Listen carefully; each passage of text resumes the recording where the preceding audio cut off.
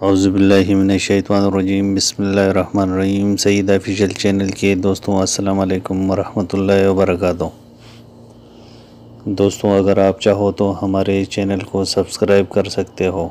ہم چاہتے ہیں کہ ہمارے نئے آنے والے آڈیو اور ویڈیو آپ لوگوں کو بآسانی مل سکے اور آپ لوگ بھی تاریخ اسلام سے مستفید ہو سکے۔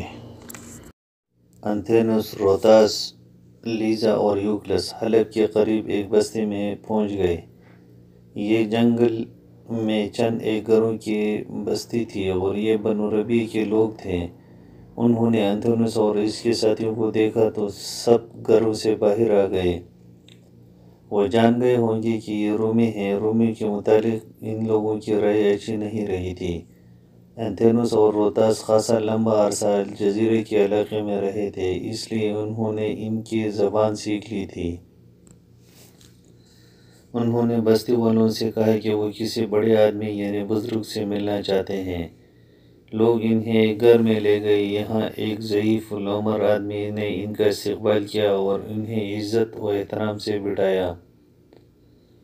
یہ بوڑھا کوئی عام سا اور غریب سا آدمی نہیں لگتا تھا۔ اس کے بولنے کے انداز سے پتہ چلتا تھا کہ وہ صاحب حیثیت ہیں۔ تم رومی ہو، بوڑھے نے کہا۔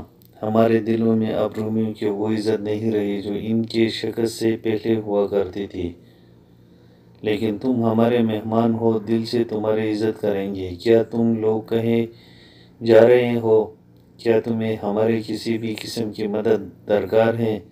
راستہ بھول گئے ہو تو ہم راستے پر ڈال دیں گے۔ قابل احترام بزرگ، انتھینوس نے کہا، ہم راستہ نہیں بھولے، ہم ایک نیا راستہ بنانے آئے ہیں اور ہمیں آپ کی اور آپ کے قبیلے کی مدد درکار ہے۔ کہو، بوڑھے نے پوچھا، کیسے مدد چاہتے ہو؟ تمہیں مایوس نہیں کریں گے۔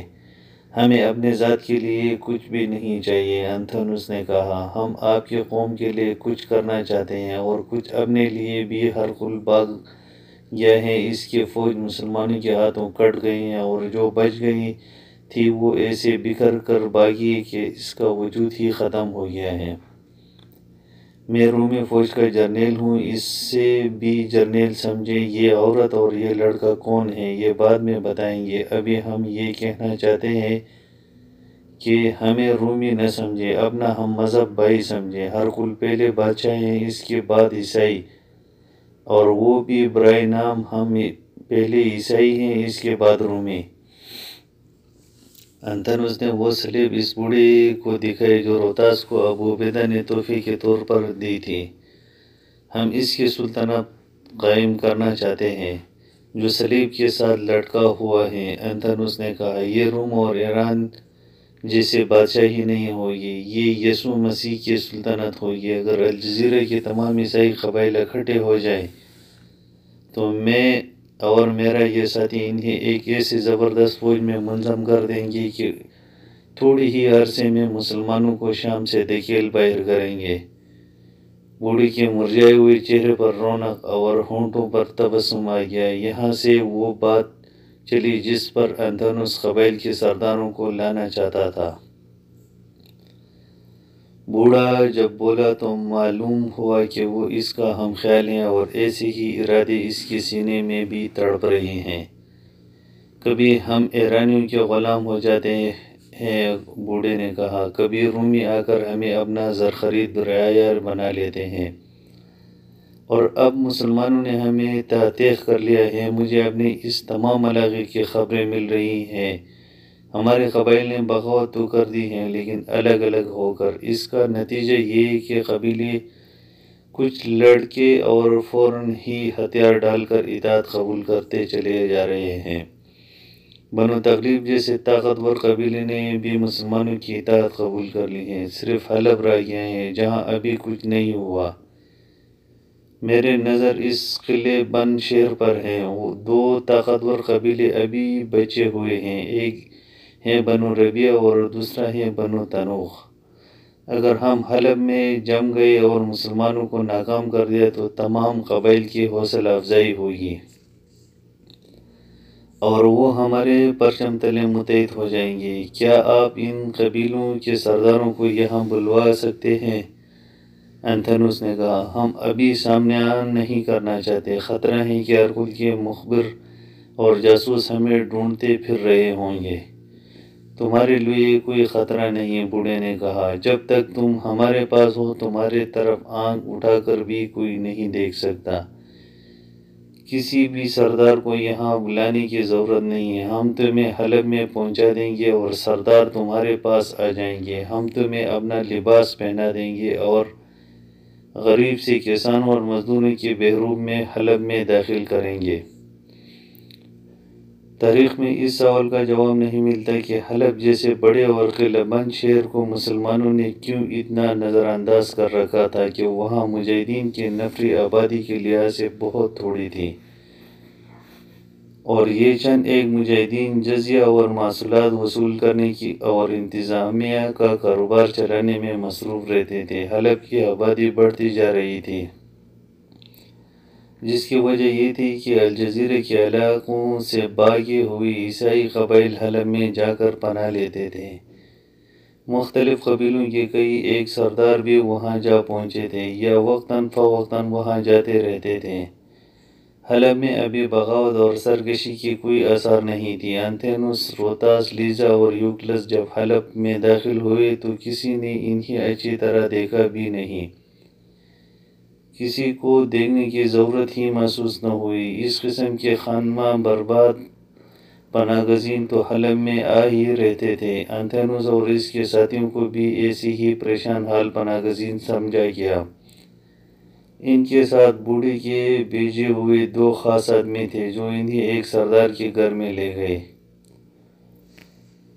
حلب میں جا کر پتہ چلا کہ جس بزرگ کے پاس یہ لوگ گئے تھے وہ کوئی معمولی حیثیت کا آدمی نہیں بلکہ ان قبائل کا دانشور تھا، جسے سردار بھی پیر و مرشد کا درجہ دیتے تھے۔ یہی وجہ تھی کہ اینتھنوس جس سرداروں کے پاس گیا انہوں نے اس کے اور اس کے ساتھیوں کی بہت ہی عزت اور پذیرائی کی۔ اینتھنوس نے ان سرداروں کے ساتھ بات کی تو انہوں نے 3-4 اور سرداروں کو بلا لیا جو حلب میں ہی موجود تھے۔ اینتھنوس نے اپنا مدعا بیان کیا تو اس نے سرداروں کو پہلے ہی تیار پایا۔ اب یہ پلان بنانا تھا کہ مسلمانوں کے خلاف معرکہ آرائی کی ابتدا کس طرح کی جائے۔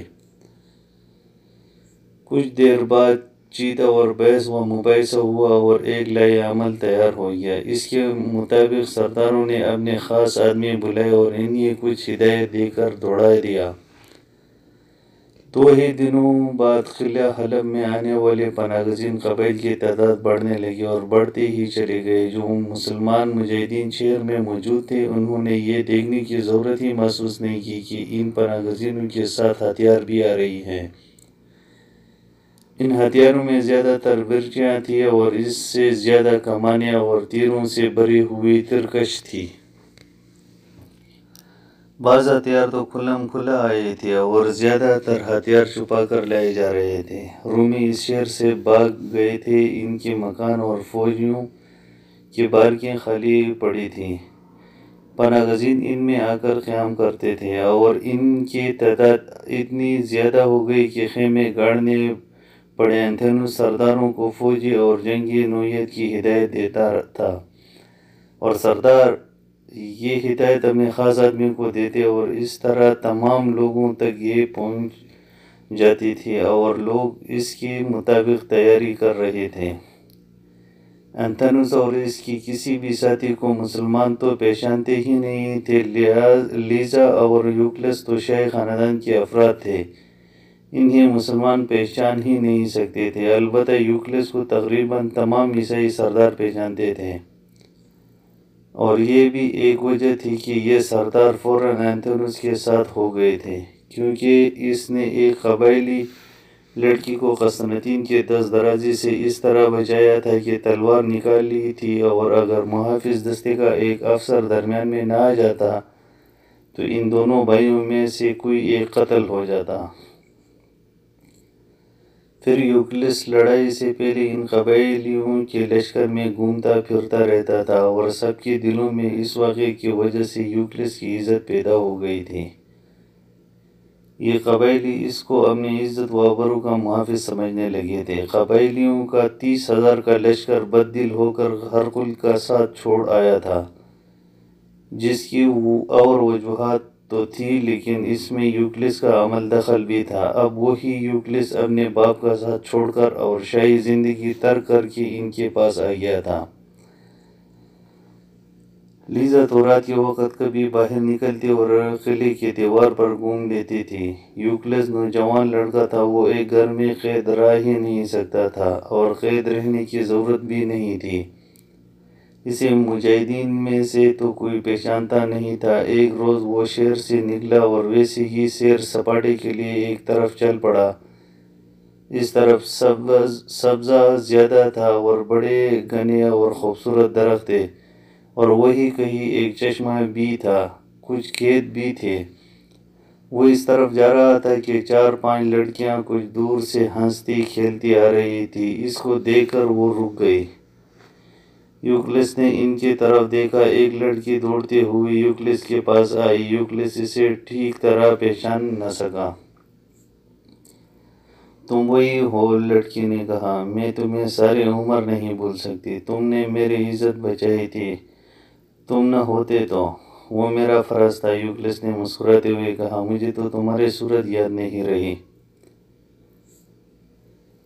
وہ بڑے بھولے بھالے معصوم سی اور بڑے خوبصورت لڑکی تھی۔ ابھی تو وہ بمشکل نوجوان ہوئی تھی۔ جذبات کی شدت سے اس نے یوکلس کے دونوں ہاتھ پکڑ لی۔ اس نے محسوس کیا کہ یوکلس کا بایاں ہاتھ دائیں ہاتھ سے بہت ہی مختلف ہے۔ لڑکی نے اس کے دونوں ہاتھ اپنی آنکھوں سے لگا کر چومے اور پھر بائیں ہاتھ کو غور سے دیکھا۔ یوکلس نے اسے بتایا کہ اس کا بایاں بازو پیدائشی طور پر بیکار اور سوکھا ہوا ہے۔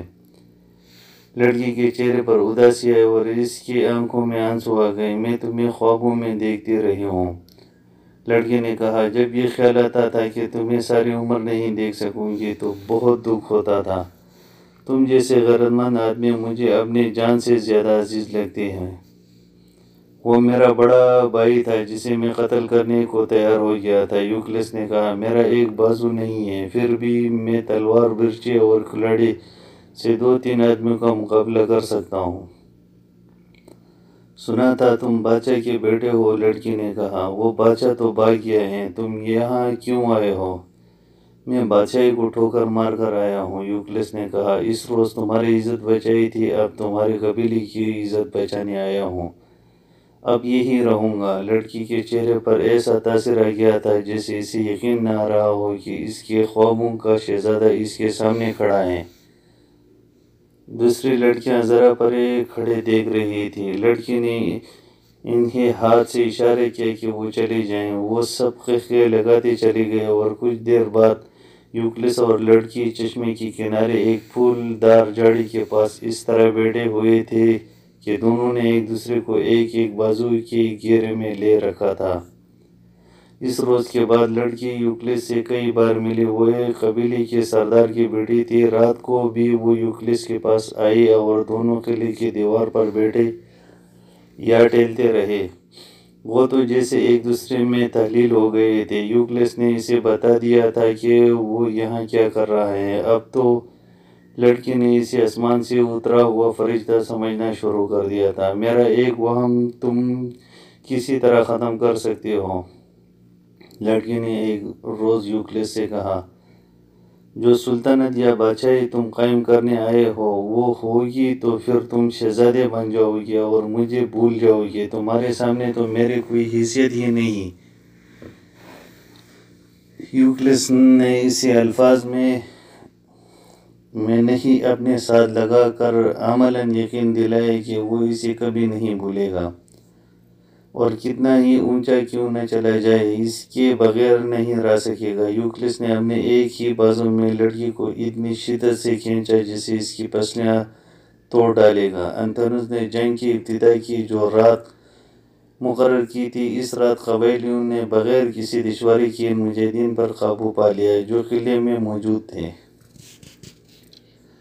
وہ جہاں جہاں رہتے تھے وہاں گہرے نیند سوئے ہوئے تھے۔ اس کام کے لیے جو قبائلی منتخب کی گئی تھی وہ انتھنوس اور روتاس کی ہدایت اور ریل سیل کے مطابق پہنچے اور ان مجاہدین کو مقابلے کی مہلت ہی نہ دی گئی۔ ان سب کو ایک بڑی مضبوط دروازے والے مکان میں بند کر دیا گیا۔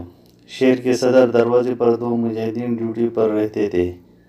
انہیں کسی طرح پتہ چل گیا کہ شہر میں بغاوت ہو گئی ہے اور ان کے ساتھی پکڑے گئے ہیں۔ یہ دونوں وہاں سے نکلنے لگے تو ان پر چند ایک قبائلیوں نے حملہ کر دیا۔ دونوں نے جم کر مقابلہ کیا، زخمی ہوئے لیکن وہاں سے نکل آئے۔ وہاں سے 3 میل دور ایک بستی تھی، وہاں پہنچے اور 2 گھوڑے لے کر ان پر سوار ہوئے اور گھوڑے دوڑا دیے۔ تقریباً 20 میل دور قنصرین کا شہر تھا۔ خالد بن ولید اس وقت تک قنصرین میں تھے۔ یہ ایک مضبوط قلعہ تھا اور خاصا وسیع و عریض شہر تھا۔ یہ رومیوں سے خالد بن ولید نے چھینا تھا اور انہیں بھگایا تھا۔ دونوں مجاہدین زخموں کی پرواہ نہ کرتے ہوئے پہنچے اور خالد بن ولید کو اطلاع دی کہ بغاوت ہو گئی ہے۔ خالد بن ولید نے ایک قاصد سپہ ابو عبیدہ کو پیغام دینے کے لیے بھیج دیا اور اپنا لشکر فوراً تیار کر کے حلب کی طرف روانہ ہو گئے۔ خالد بن ولید نے پیش قدمی تیز وطن طوفان کی طرح ہوا کرتی تھی۔ ان کے رسد اونٹوں پر اور بیل گاڑیوں پر پیچھے پیچھے آ رہے تھے، جس کی طرف خالد بن ولید کی ذرا سی بھی توجہ نہیں تھی۔ وہ تو بھوکے پیاسے بھی اپنے ہدف پر پہنچنا چاہتے تھے۔ یہ گھوڑ سوار لشکر جب حلب پہنچا تو خالد بن ولید جیسے تاریخ ساز سالار نے بھی محسوس کر لیا کہ اس قلعے کو آسانی سے سر نہیں کیا جا سکے گا۔ مشہور تاریخ دان واقعی لکھتا ہے کہ دور دور کے قبائل کے لڑنے والے لوگ بھی حلب میں اکٹھا ہو گئے تھے اور بروقت مسلمانوں کو پتہ نہ چل سکا، نہ انہوں نے انہیں غور سے دیکھنے کی ضرورت محسوس کی۔ مسلمان انہیں پناہ گزین سمجھتے رہے اور یہ خیال رکھا ہے کہ انہیں رہائش اور روٹی ملتی رہے اور کوئی محرومی اور محتاجی محسوس نہ کرے۔ اب یہی لوگ چاروں طرف دیواروں پر اس طرح کھڑے تھے کہ ان کے ہاتھوں میں کمانیں اور بعض کے پاس پھینکنے والی برچیاں تھیں۔ ان کی تعداد اتنی زیادہ تھی کہ ان کے درمیان سے ہوا بھی نہیں گزر سکتی تھی۔ خالد بن ولید کے لشکر کی تعداد 4000 تھی۔ خالد بن ولید نے دیواروں پر کھڑے قبائلیوں پر تیر پھینکی لیکن دیواروں سے جو تیر آئی ان کے سامنے اپنے تیر انداز ٹھہر نہ سکی۔ خالد بن ولید نے سپہ سالاروں کی طرف ایک قاصد اس پیغام کے ساتھ دوڑایا کہ مزید لشکر کی ضرورت ہے، کیونکہ قلعہ بھی محفوظ ہے، مضبوط ہے اور دفاع اور زیادہ مستحکم اور مہلک ہے۔ ابو عبیدہ نے سالار ایاز بن غنم رضی اللہ تعالیٰ عنہ کو 5000 گھوڑے سوار کے ساتھ حلب پہنچنے کا حکم دیا۔ یہ لشکر بڑی تیزی سے روانہ ہو گیا۔ خالد بن ولید قلعہ توڑنے اور سر کرنے کی خصوصی مہارت رکھتے تھے۔ اس مقصد کے لیے انہوں نے جانباز گروہ بنا رکھے تھے۔ تاریخ اسلام کا یہ عظیم سپہ سالار محاصرے کو طول دینے کا قائل نہیں تھا۔ واقدی نے لکھا ہے کہ محاصرہ بہت طویل ہو گیا تھا۔ 2 یورپی مورخین لکھتے ہیں کہ خالد بن ولید اس قدر غیظ و غضب میں تھے کہ انہوں نے محاصرہ طویل نہ ہونے دیا بلکہ ایسی چال چلی جن سے عیسائی قبائل ان کے پھندے میں آ گئے۔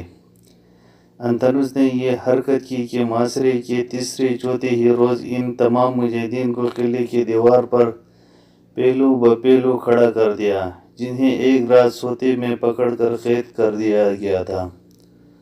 سب کے ہاتھ پیچھے باندھے ہوئے تھے۔ اس نے دیوار پر کھڑے ہو کر اعلان کیا کہ محاصرہ فوراً اٹھا لو، ہم زیادہ انتظار نہیں کریں گے۔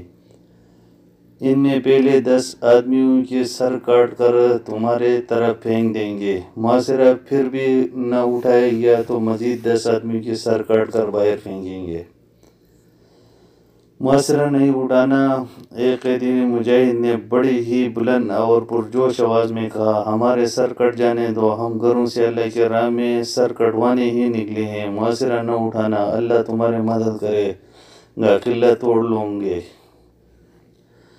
تمہارے قیدی مجاہدین نے جن کی تعداد کم و بیش 100 تھی نعرے لگانے شروع کر دیے۔ وہ سب یہی کہہ رہے تھے کہ محاصرہ نہ اٹھانا، ہمارے سر کٹ جانے دو۔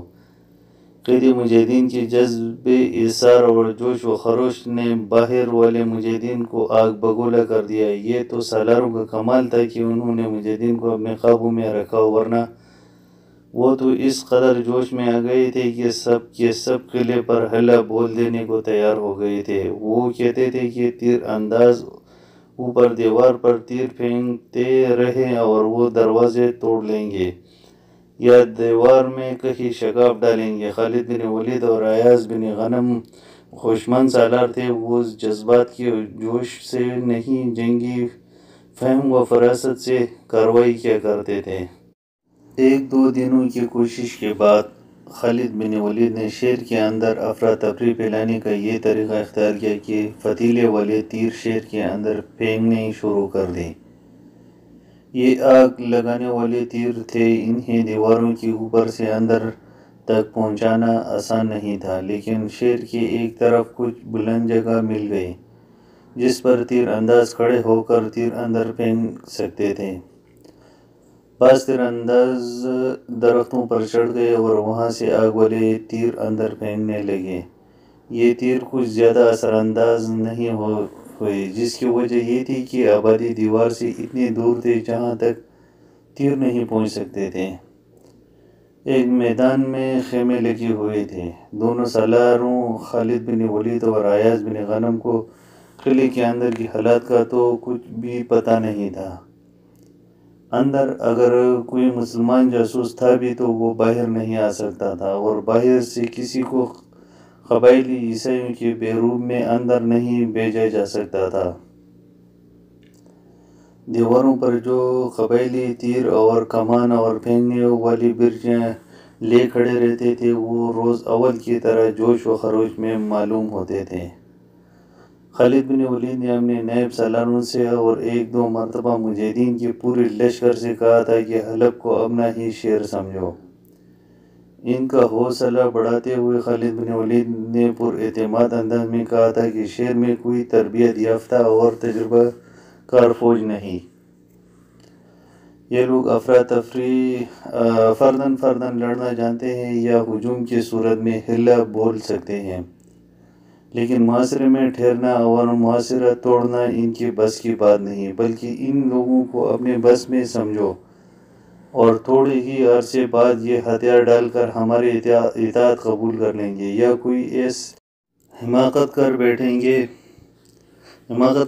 گے جو ان کی شکست کا باعث بنے گی۔ خالد بن ولید کو یہ معلوم نہیں تھا کہ محاصرین کی قیادت رومی فوج کے ایک بگوڑے جرنیل کے ہاتھ میں ہے، اور اس کا نائب اور معاون رومی فوج کا ہی ایک افسر ہے جو سپہ سالار ابو عبیدہ کی قید میں رہ کر گیا ہے۔ مسلمان سالاروں کو یہ بھی معلوم نہیں تھا کہ ان کے ساتھ ہرقل کی ایک بیوی بھی ہے جو ایران کے شاہی خاندان کی عورت تھی اور ہرقل کے شاہی خاندان میں دھوکے سے داخل ہوئے تھے۔ مسلمانوں کے یہاں تو جہاد کا جذبہ اور دین و ایمان تھا، اور ان کا اپنا کلچر تھا جس سے وہ ذرا سا بھی نہیں ہٹتے تھے۔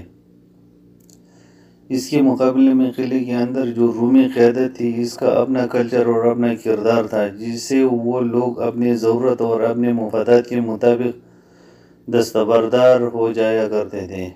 قلعے کے اندر کی حالات کچھ اس طرح تھی کہ انتھینوس اور روتاس تو جیسے راتوں کو سوتے بھی نہیں تھے۔ ان کے لیے یہ قلعہ یا ایک بڑے شہر کی لڑائی نہیں تھی، بلکہ ان کی زندگی اور موت کی لڑائی تھی۔ انتھینوس کا یہ عزم بھی تھا کہ وہ ایک عیسائی سلطنت کی بنیاد رکھے گا اور الجزیرے کے قبائلی عیسائیوں کو ایک جنگ کی طاقت کی صورت میں منظم کرے گا۔ اس عزم کی تکمیل کے لیے یہ بھی ضروری تھا کہ وہ حلب کو ہاتھ سے نہ جانے دے۔ روتاس اس کا دستراز بن گیا تھا۔ ہرقل کا بیٹا یوکلس بھی ان کے ساتھ تھا، لیکن وہ نوجوان تھا اور ایک بازو سے معذور بھی۔ وہ ایک ہاتھ سے لڑنا جانتا تھا، قیادت کے قابل نہیں تھا، پھر وہ اپنے آپ کو جرنیل سمجھتا تھا۔ اپنی اس حیثیت کو وہ اپنا حق سمجھتا تھا کیونکہ وہ باچا ہرقل کا بیٹا تھا۔ وہ بھی دن رات بھاگتا دوڑتا رہتا تھا، اور جب سے حلب محاصرے میں آیا تھا اس رومی نوجوان نے یہ معمول بنا لیا تھا کہ دیوار پر جاتا یا نیچے شہر میں گھوم پھر رہا ہوتا تو چند ایک آدمیوں کو اکٹھا کر کے انہیں بتاتا تھا کہ وہ یسوع مسیح کے سلطنت کے قیام کے لیے لڑ رہے ہیں، اس لیے آخر فتح ان کی ہوگی۔ اس طرح وہ جوشیلی اور جذباتی باتیں کر کے ان لوگوں کی حوصلہ افزائی کرتا رہتا تھا۔ وہ کئی راتیں اپنے ماں کے پاس نہیں جاتا تھا۔ عام طور پر قلعے کے صدر دروازے کے اوپر جو کمرے بنے ہوئے تھے ان میں سے کسی کمرے میں سو جاتا تھا۔ تمام سننے والوں سے ایک گزارش ہے کہ ہمارے چینل کو سبسکرائب کریں، لائک کریں اور بیل آئیکن کو پریس کریں تاکہ ہمارے ہر آنے والی آڈیو آپ لوگوں کو بآسانی مل سکے۔ جزاک اللہ خیر۔